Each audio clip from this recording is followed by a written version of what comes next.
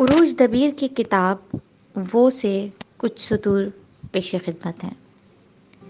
نیا شادی شدہ مرد، شادی اپنی پسند کی ہو یا گھر والوں کی پسند کی، یہ وہ مور ہے جو اکیلا ہی ناچتا ہے اپنے پیر دیکھے بغیر۔ مور کی طرح خوبصورت ہوتا ہے مگر مورنی کی طرح بدصورت بیوی کو چاند سے تشبیہ دیتا ہے۔ شروع کے دنوں میں پاگل ہوتا ہے لیکن دراصل ساری زندگی پاگل رہتا ہے۔ بیوی کو باہر گھمانے ایسے لے جاتا ہے جیسے بقرہ عید پر گائے ٹہلانے لے جا رہا ہے، مگر زیادہ تر گائے مرکھنی نہیں ہوتی۔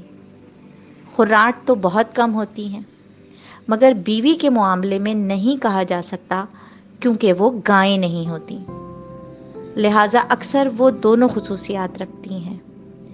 ایسے مرد کے پلان بہت بڑے بڑے ہوتے ہیں لیکن سب کا مرکز بیوی یا سسرال والے ہوتے ہیں۔ نئی شادی میں بیوی چاہے 100 کپڑے لے کر آئے، یہ فوراً اس کو نئے کپڑے ضرور دلاتا ہے، پھر ساری عمر خود ہی کپڑے نہیں خرید پاتا۔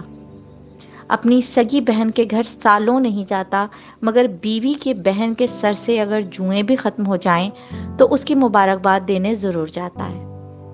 جب اس کا نشہ اترتا ہے تو اس کو پتہ چلتا ہے ہیں کواکب کچھ، نظر آتے ہیں کچھ۔